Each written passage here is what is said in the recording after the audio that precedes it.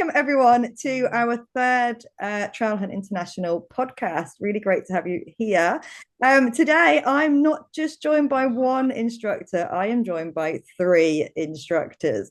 So we are going to first of all introduce our instructors. One of them you've met already, who is Angie. And then we're going to have a chat about the registered members and becoming a registered member and the pros for becoming a registered member. So, Angie, do you want to introduce yourself again? Yeah, Angie Walden from Anchaz Dog Training in Hinckley, Lutterworth and surrounding areas. And Melissa? I'm Melissa from Woofpack New Forest Training, covering New Forest and surrounding areas. That's very professional there and calm. Are you behaving? Yes. Mel?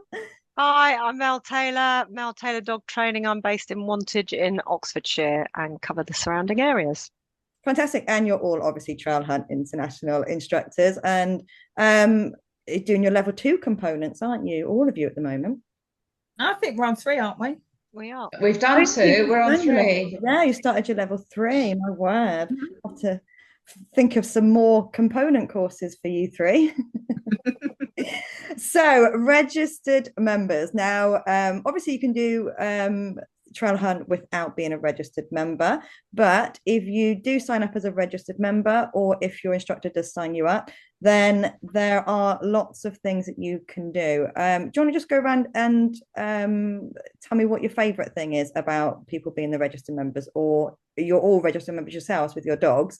What do you think the best thing is? It's the oh, sorry, you go, Mel.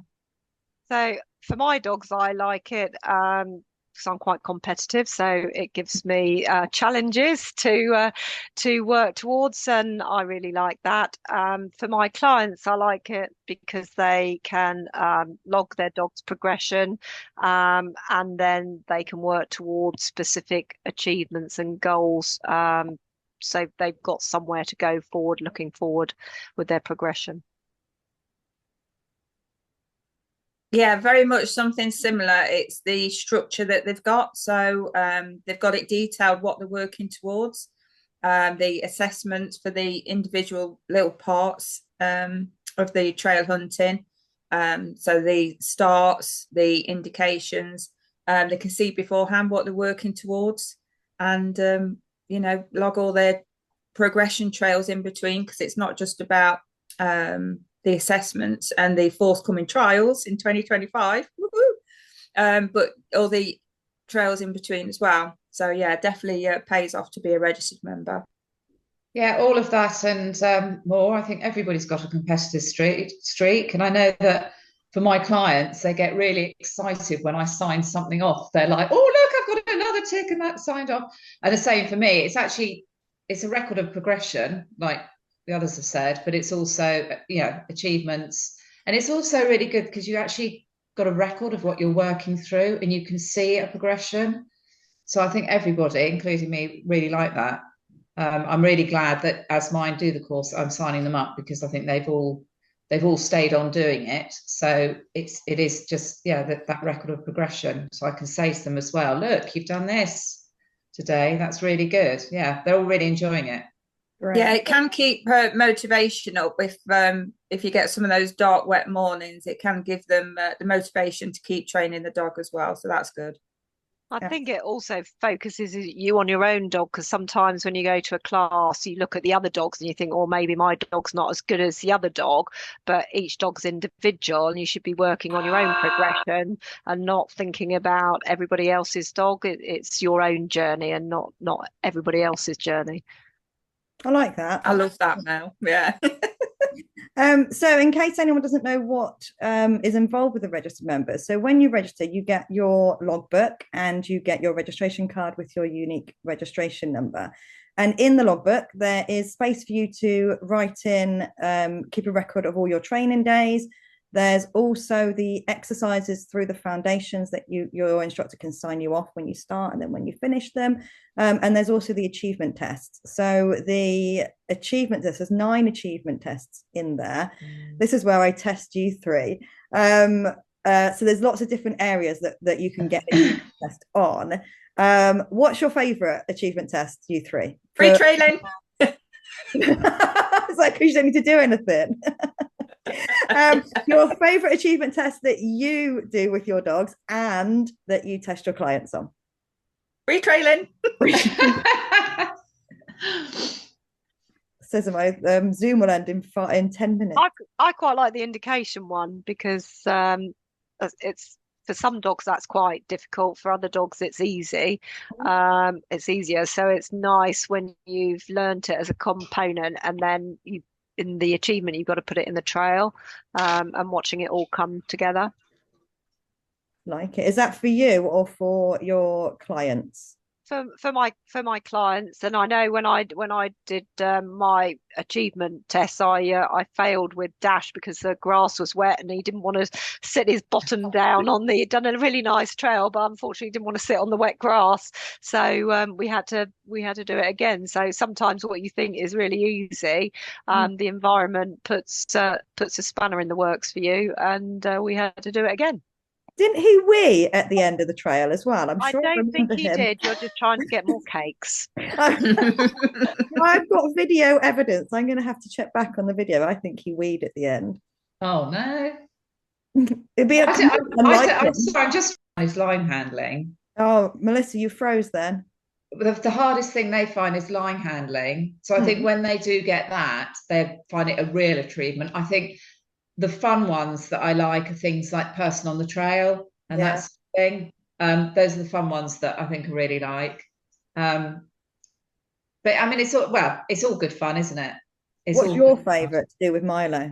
My favourite, not free trailing. Not free trailing with Milo. I think it's the transitions. I quite like going from the different surfaces. Yeah.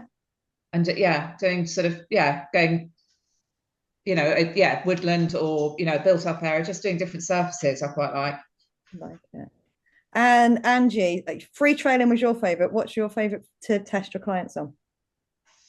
I like the free trailing because I sometimes use that as my go-to initial assessment, because I think that really bolsters their confidence when they actually see the dog doing it with as little, no influence from their owner. And I think because it's probably one of the first achievements that we do, and I think it just really gives them a bolster, like, oh my God, I have trained my dog to do this and it does understand it. And it just really motivates them to keep going. Excellent. So Mel, you did mention that you, when you did one of yours there with Dash, we don't like to use the word fail. It wasn't a pass. And obviously that can happen. What would be what would be your advice on the clients who, we don't want to use the word fail, who don't pass? I think it's just getting more practice in. It's just working on it. And it also to look at what's going on the day, because you could have a dog, say, like with the indication, that has been brilliant at indication, every time, and you actually go for your achievement test, and then like with Dash, grass is wet, don't want to sit down. So you've not succeeded on that day at passing it. And it's just to go, oh, well, brush it off and try again. Put a little bit more practice in and then just try again on another day when the grass isn't wet and it's nicely mown and he's got a little mat to sit on so his bottom doesn't get cold and wet. I think that's one way to look at it. It is to give you just a greater understanding of what your dog is doing for you and what, so rather than seeing it as we don't say fail, just not ready for that particular achievement test. I think it just gives the owner just a bit deeper insight and understanding of the dog as well. It's like anything on the day. You can just have, the dog can just have an off day for whatever reason, or you as a handler can have an off day. You might be, some people, just the word assessment, and Melissa will know this, just the word assessment makes people really nervous, and it's just, it is a fun thing. It's not anything that anyone should get worried about. But those nerves obviously come through the, through the line, and the dog can also sense a change in your emotion, and that will affect them. So it's not that the dog's not capable of doing it. It's just that particular day, everything didn't knit together, and you just have another go. Nothing's lost. Absolutely. And I think that's the big part there, is that we're not, as instructors, we're not going to put anyone in for their tests if we don't think they're ready for it, because we want everyone to succeed.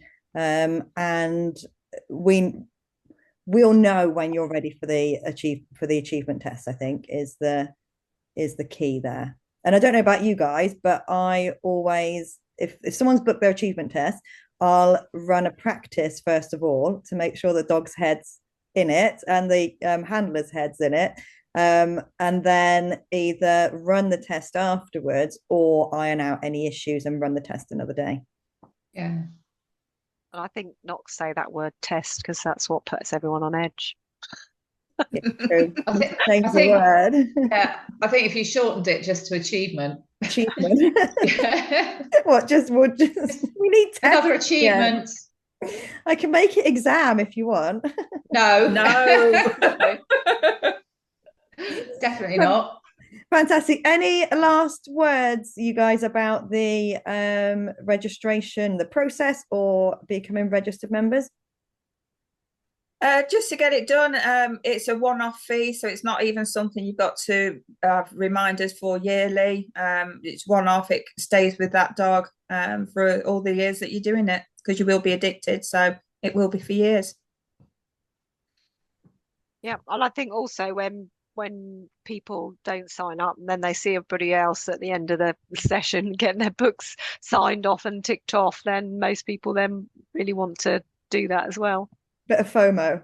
Yeah definitely. I mean, I've all mine are signed up, and they do they come out at the end of session, because what I quite often do is get them to fill in the date and everything, and then I bring them home to sign, but they're there at the end of a session going, do you want my book? Do you want to take my book? Which bits can I put a date against, and which bits have I done? So yeah, I think just get everybody signed up. I know the feeling, and you guys come and visit me. We haven't done that today, so we're not doing it. Yes, we have. Yeah.